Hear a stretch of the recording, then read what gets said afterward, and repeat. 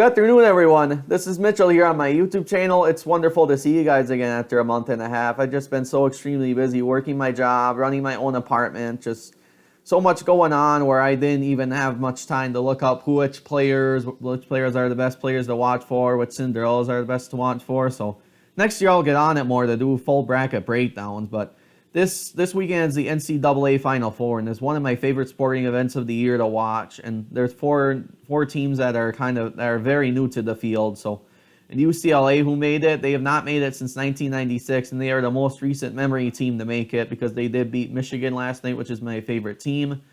They beat Michigan 51-49. I give them a lot of credit because Michigan just was inconsistent. They missed their last 9 shots in a row, so they did deserve to lose, as unfortunate as it is, as us Michigan fans know. So, lastly, before I start this video, I would really appreciate if you guys like this video and subscribe to my channel. I'm very proud to say I'm at 44 subscribers right now, and I want to get to around the 55-60 mark at the end of the 2021 year, even if it's a few videos every month, because of the busy schedule, it's just better than nothing, and to keep in touch with you guys. So the teams to watch for, we first have the Houston Cougars. They are 28-3. They're the number 2 seed in the Midwest region. I believe they were 4th in the nation when they went to the tournament. Their path to the Final Four, they won 87-56 over Cleveland State, was a 15th seed. 63-60 over Rutgers, and I had Rutgers in the Sweet 16, so I was disappointed that they pulled that they didn't maintain their lead and blew it. Next, they beat Syracuse 67-61. They're definitely the better team than Syracuse. And then the Oregon State game came down to the end. So, the Syracuse game was 62-46 to blow out, but this Oregon State game, when I bowled the other night, really came down to the end. So that's what it looked like. Their strength was that they're ranked number 1 in defensive field goal percentage, number 2 in offensive rebounding. So these are the two things that are really going to affect Baylor if they're not as consistent as Houston. And then the down part, they're ranked number 36 in offensive effective field goal percentage, and then 151 in defensive rebounding. So the field goals aren't as good for Houston. They rely, I think, on a lot of free throws, and that's what it seems like. And their defensive rebounding is really tough, and that's with Baylor having so much size and all that. That's how they could have a big advantage of it. So this is just a preview. It doesn't necessarily have to be picked. So, defensive field goal percentage is very good, and then number 2, the offense when they get rebounds, like how they beat Oregon State. That's how they did win the game, even in a close game. So that's obviously really big and impactful for them if they get the rebounds and they get it going if they can maintain Baylor. So the what if in the regular season, what if Houston had to play Alabama? So they canceled the game due to COVID-19, and it would have maybe affected their seed with Alabama. So going from there, they ended up still having 3 losses from it, and the committee still liked them enough for being the 4 seed. Now, who will play the Houston Cougars? The Baylor Bears. They are 26-2 in the South region. They are the number 1 seed, the 2nd overall seed in the tournament that made the Final Four this year. Their first game, they won 79-55 over 16th seed Harvard, 76-63 over the Wisconsin Badgers, 62-51 over Villanova, and Villanova gave them a scare at first. They were up 11 at halftime, but they came back. And Arkansas gave them a little bit of a game halftime, and then mid-second half they started to run out of gas, and they beat Arkansas and ended their big run in the tournament 81-72. Their biggest strength is they're ranked number 1 in 3-point percentage, and number 3 in the defensive turnover. So they're very good from the 3-point line. That's how they beat the Badgers, even though the Badgers came back a little bit. That's obviously how they beat them. 3-pointers are so important in college when teams can do that, because Michigan and UCLA was very low scoring, and Baylor's going to have a lot of legit pro players because they are good at the 3-point percentage. So, the one part, they are ranked 273rd in defensive rebounding percentage. So how they got there was the COVID-19 pause, and then you just really practice, and then they just kept going from there, especially once tournament time came.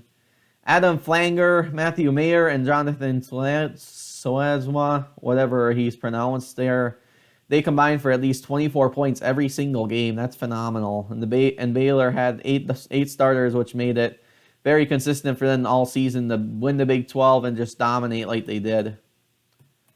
The biggest regular season, if I'm not going to go through that.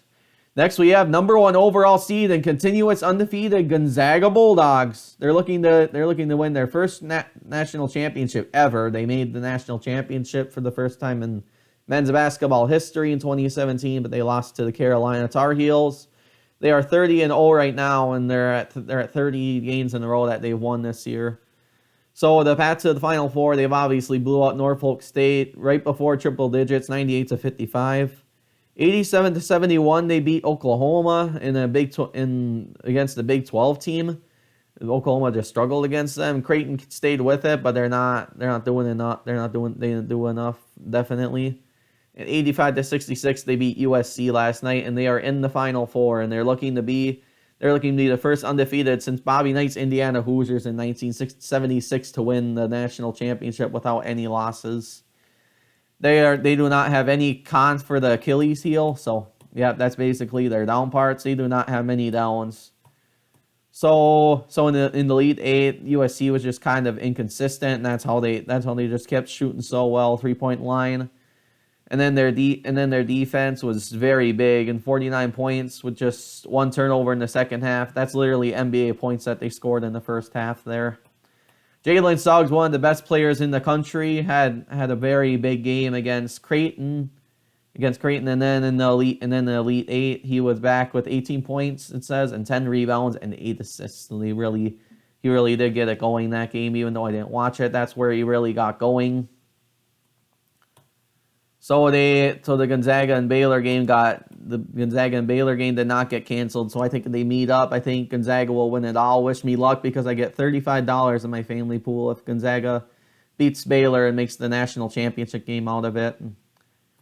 And yeah, it's just with them beating Baylor, it's just phenomenal. They beat Kansas by 20. They beat Baylor, and they could rematch on Monday night, which I think is going to happen. So they're very much at a very good spot if they just keep it going. They play their best basketball unlike 38-0 Kentucky in 2015. I think they're just as good as them, but they're gonna really have to get by UCLA, who's playing it very tough right now. So the last seed, they were from the first 4 up to the first 4 to the Final Four. The UCLA Bruins.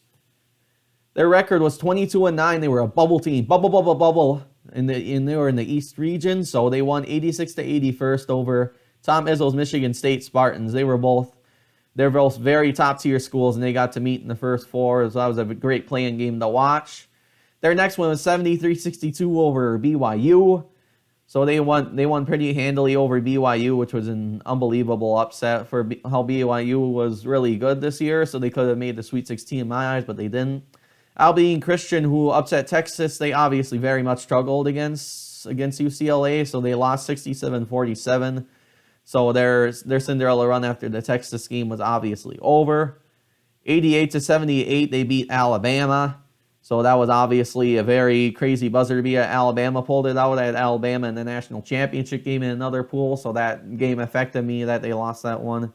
Lastly, last night they beat Michigan 51-49, and forced the 4th team in the country, and then they're the last number 1 seed in the tournament. They were last number 1 seed in the tournament after Illinois to go down. Their biggest strength, they do not turn over the ball at all. I definitely give them credit because they did not get a lot. They did not turn it over compared to Michigan. And then their Achilles heel, which is their weakness, they are ranked number 166. When they play tough Gonzaga, they're ranked in triple digits in opponents' effective field goal percentage. So when they really do give up a lot of field goals, they truly do, and that's going to be the big difference of the game Saturday, in my opinion. Even though it's going to be interesting, that's honestly going to be the truth. So they definitely had a dramatic path to the Final Four here. Beating Michigan State, beating BYU, I already went over that. And Oral Roberts reaching the Sweet 16, and it's just unbelievable that we have a double digit in the Final Four, first 4 to the Final Four. So Oral Roberts could have made it, but they're definitely not the subject I'm talking about. So the biggest what if is that if Jalen Hill doesn't remain with the team because he's playing so well, the NBA will really want him this year. He'd be a top 5 pick. So in the competitive road loss to Ohio State, it says Cody Ryle. It says 3 players combined for 31 points over Ohio State. That's the CBS Sports Classic. Smith torn an ACL and Hill left the team for personal reasons. It says, and had they been able to keep both of those guys, perhaps they would enter the NCAA tournament with losses in 7 of 12 final games. So the chemistry is weird, but we can't help how their strength has really been effective, and they really have showed it. Congratulations to all UCLA fans. You're in the Final Four. Brian Anderson, the announcer of the Michigan UCLA game, actually said last night that the Dodgers did win the World Series for the first time in forever. The Lakers won the NBA Final for the NBA Final since the first time with Kobe Bryant. First time since the Kobe Bryant era, so around 2010 was the last time they won it all. So those two teams won it all, and UCLA pulls out, shocks the world. That's truly March Madness. It already is, but there's just that they made it to a national semifinal. They kind of followed the footsteps of the 2 pro teams that really dominated this last calendar year when sports did come back. So that was a very interesting note. And then he definitely said it right when UCLA kept taking the lead. Every time Michigan got a 3, they got a 2. UCLA just kept the tempo up, and then their strength in perimeter was just very tough for Michigan. So yeah, so I hope you guys really enjoyed this, and I very much enjoyed giving analysis on each team. So I kind of gave my predictions away already that I think it's gonna be Gonzaga and Baylor. Hope you all enjoyed the game, and I'll do a special recap on Monday night before the NCAA championship game starts. And have a happy Easter to everyone in this area and world. See you next time.